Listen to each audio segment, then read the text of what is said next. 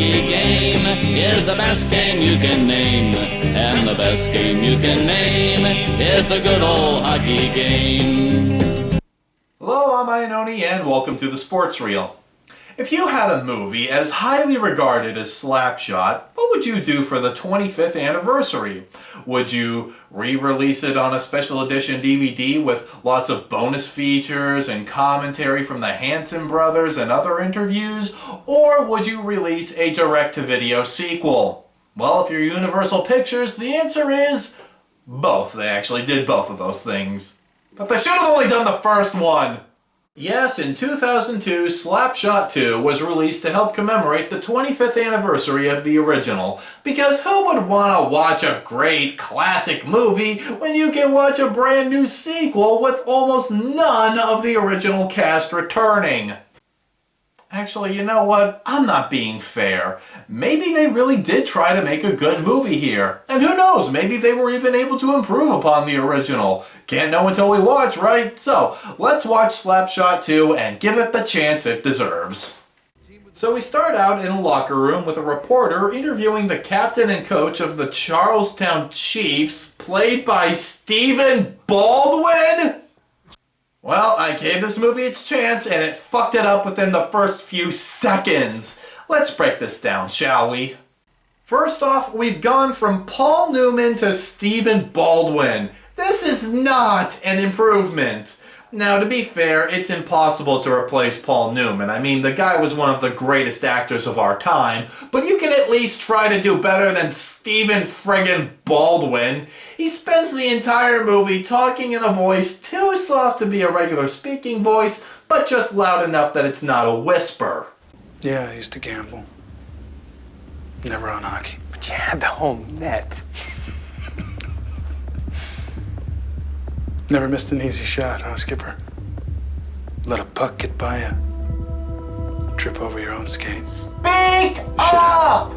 And second, how are the Charlestown Chiefs still around? At the end of the first movie, the team folded. They won the championship, but they still folded. But now the team is back, and it's never explained when or how. It's like the guys at Universal said, well, the people who liked the first movie were all just a bunch of dumb hockey fans, so they won't notice it or question it.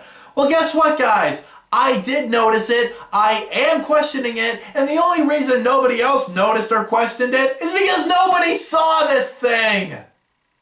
Alright, getting back on track now, Stephen Baldwin is playing Sean Linden, the team's captain and coach.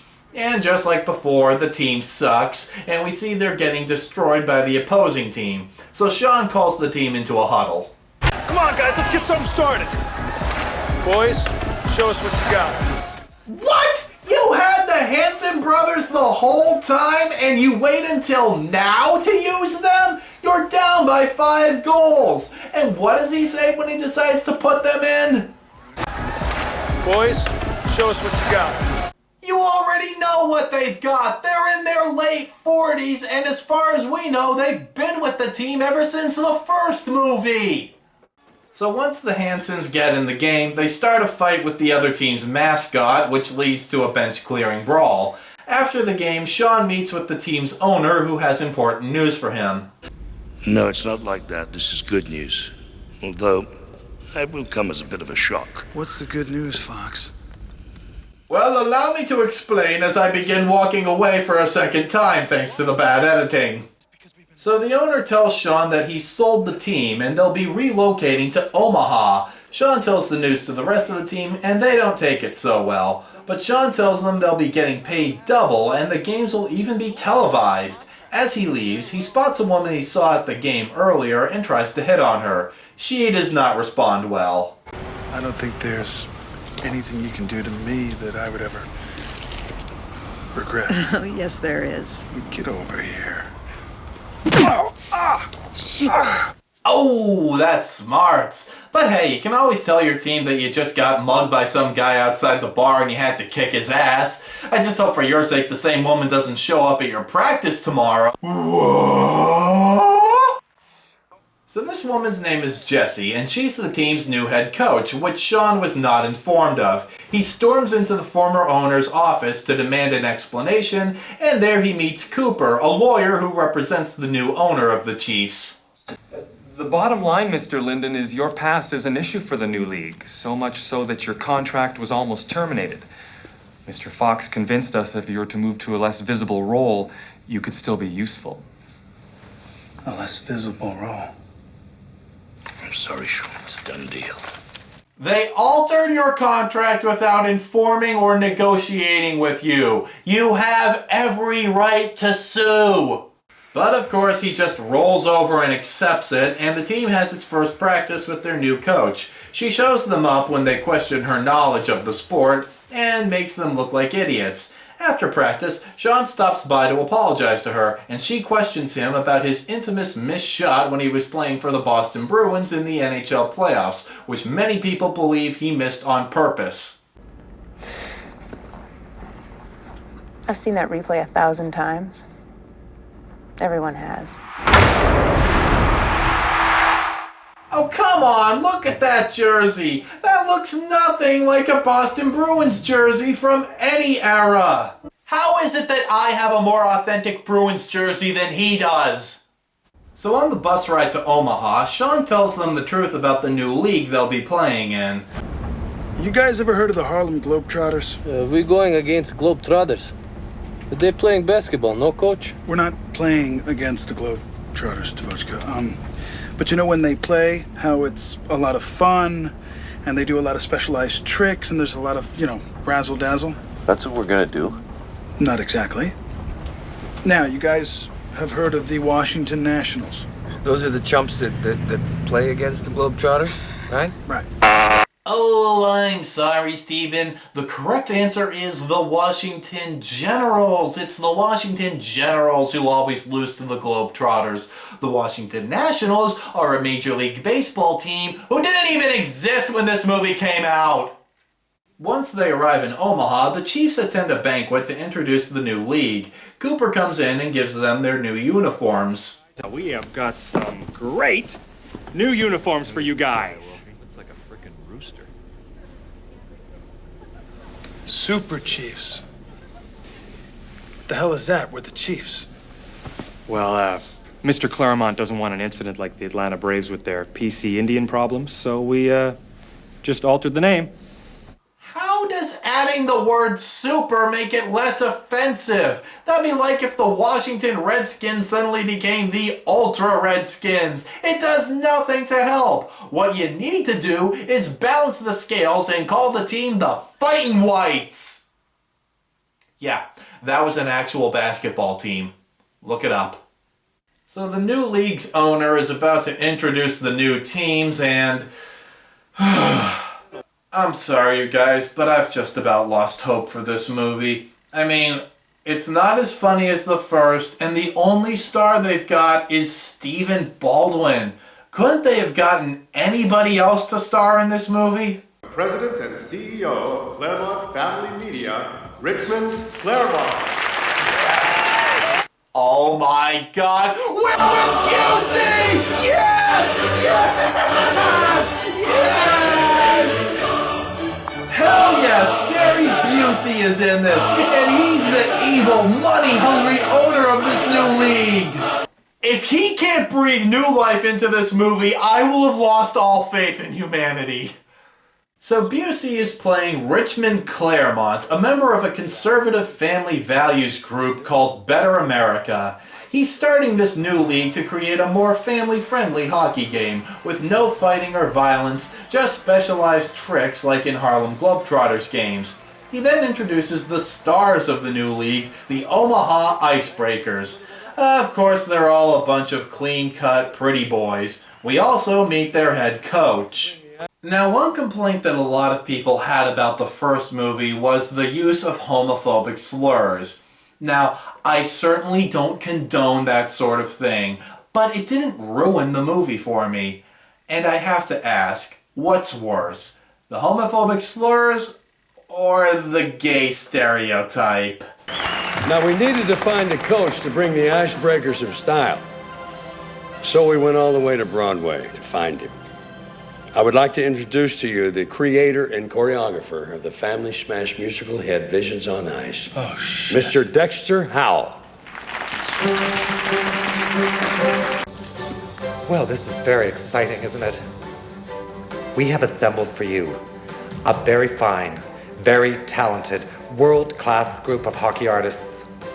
And I promise you are gonna get a show like you have never seen before. I just love these boys. I bet you did. Yeah. So the Chiefs, Super Chiefs, didn't mean to offend anyone, have a joint practice with the Icebreakers. And now we get to see the Icebreakers' sick moves.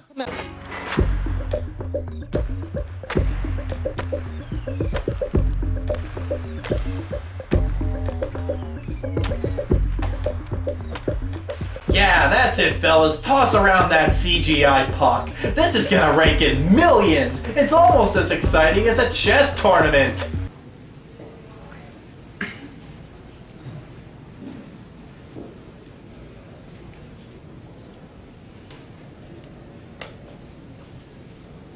Do something!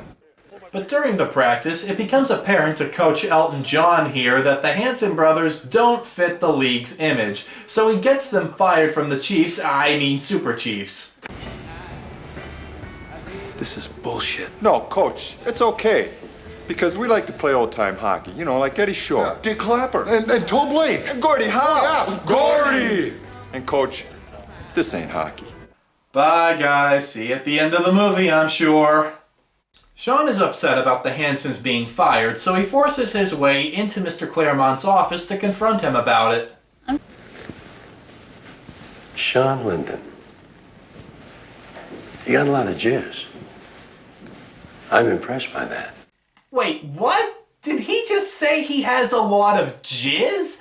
I'm pretty sure he did, but I've got to confirm this. Let's watch that again, this time with the DVD subtitles turned on. You got a lot of jizz. Oh, bullshit. He clearly said jizz. So Claremont explains his diabolical plan to, start a family-friendly hockey league to Sean and why he's doing it. Me and the guys are getting sick and tired of your off-Broadway review. We're starting to feel like you got no respect for the game. I don't. What do you mean? I don't respect your little game, Mr. Linden. I respect money and television ratings. And this league brings a lot more of both. It's gonna be bigger than the XFL. Sean tells him the rest of the Chiefs, oh fuck it. The Chiefs are getting pissed and want to play some real games. So Claremont does what rich assholes do best, and he throws money at the problem. I'll tell you what you do. You go tell your teammates who are losing heart that I will double their salaries. You're gonna double our salaries. That depends on you. You mean if I forget some of this conversation? I'm forgetting this conversation right now. Christ, Gary, you're really scary here. Are you actually taking this role seriously? Why? You know this is shit. Why not just have fun with it? Come on, be your crazy self. Please.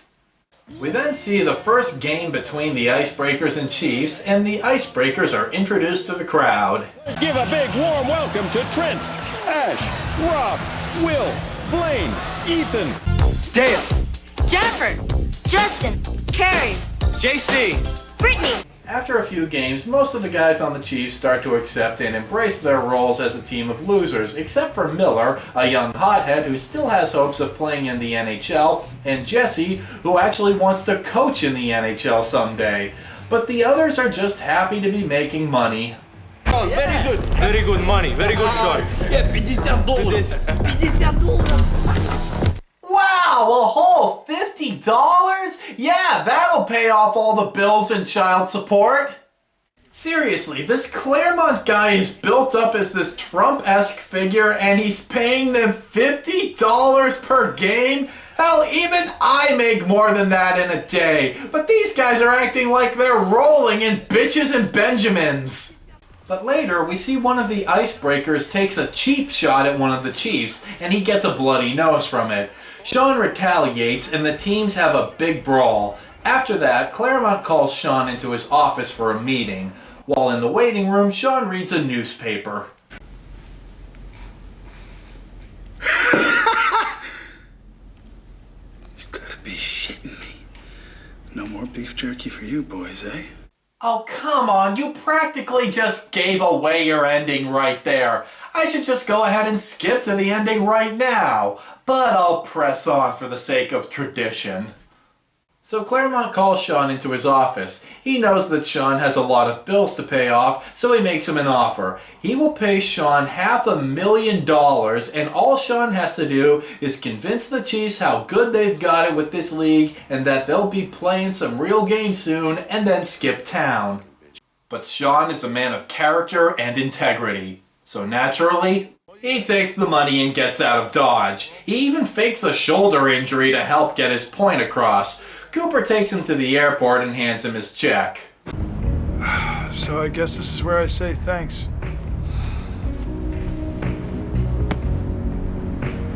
What he's doing to you guys isn't right.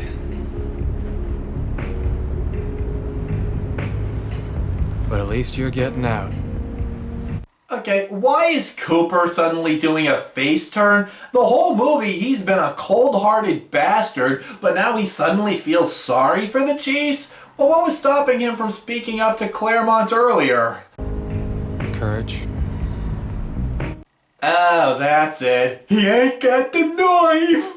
At the airport, Sean has a few drinks at the bar before his flight when he sees a show on TV talking about Claremont's new league. Is it a legitimate form of entertainment, or is it a black eye for hockey? It's a bunch of crap, that's what I think. Hockey's worked too damn hard over the last 20 years to become a legitimate sport. Now this billionaire jackass comes along with this Icebreakers show. This league, if we call it that, does nothing but amplify the stereotype that hockey players are nothing but clowns and buffoons. Oh look, it's Barry Melrose. I'll bet appearing in this movie is more embarrassing for you than your stint as the head coach of the Tampa Bay Lightning. Been a while since I used that joke. So after listening to the talking heads on the TV, Sean heads back to the arena. That night, Claremont is hosting several members from the Better America Foundation in his club box, hoping to get their endorsement for the league, which would be worth millions. Plus, the game is nationally televised. Gee, do you suppose this could be the moment where everything falls apart for Mr. Claremont? Yeah, no shit it is. During the intermission, Sean shows up along with the Hanson brothers, carrying boxes full of the Chiefs' old uniforms. Sean admits that he lied and decides it's time to give the Icebreakers a real game. What do you think, Coach? We got a shot to beat these guys? As my ballet teacher used to say, it ain't over till the swan takes it in the ass. Show me on the Nomar Garcia Parra bobblehead where your ballet instructor touched you. So the Chiefs, now with the Hanson brothers, get back on the ice and start playing their version of hockey. Claremont's people are not at all happy about this. My God, they're hitting each other. This is disgusting. Is this some kind of joke, Richmond? And our name is all over this ugly show. So is mine. Haven't you guys noticed something?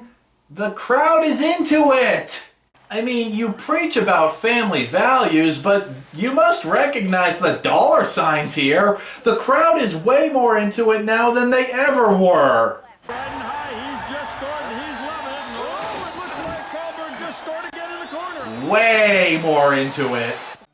But no, the Better America people pull their endorsement, and of course the Chiefs win the game, with Miller finally being a team player and passing the puck to Sean, who takes the game-winning shot. While the team is celebrating in the locker room, Claremont storms in. Oh God, the face! That's the Gary Busey I want to see! Finally! I bet he kills someone by biting right into their jugular. I bet he does! Everyone with a second-half thriller. The fans are saying it's one of the greatest hockey games they've ever seen. Well, I don't know if I'd call it genius. Claremont was threatening to sue, but Cooper informs him that he can't, because Claremont gave him power of attorney and he sold the team to, guess who? Who'd you sell him to? Them. Oh, hey, thanks for the team! Yeah, thanks a lot, Dick.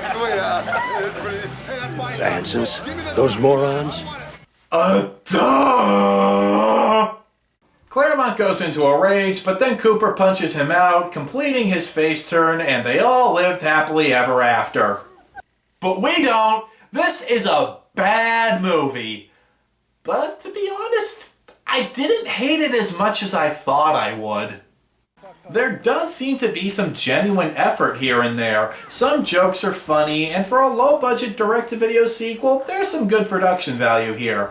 But the ultimate flaw of this movie is that it dares to associate itself with the first Slapshot, and it's simply nowhere near as good. It's not as funny, not as well acted, and whereas the characters in the first one felt like real people you would find on a hockey team, these guys feel like caricatures of stereotypes. So no, I absolutely would not recommend Slapshot 2. Just stick with the original. However, that being said, I would watch Slapshot 2 1,000,000 times over before I watched Slapshot 3 even one more time. This movie, you guys, this movie, I don't even want to think about Slapshot 3, but I chose to be the sports movie guy, so my fate is sealed. And I'll talk about it next time. Until then, I'm Iannone, and those are the highlights. Oh, the good old hockey game is the best game you can name. And the best game you can name is the good old hockey game. Oh, the good old hockey game is the best game you can name. And the best game you can name is the good old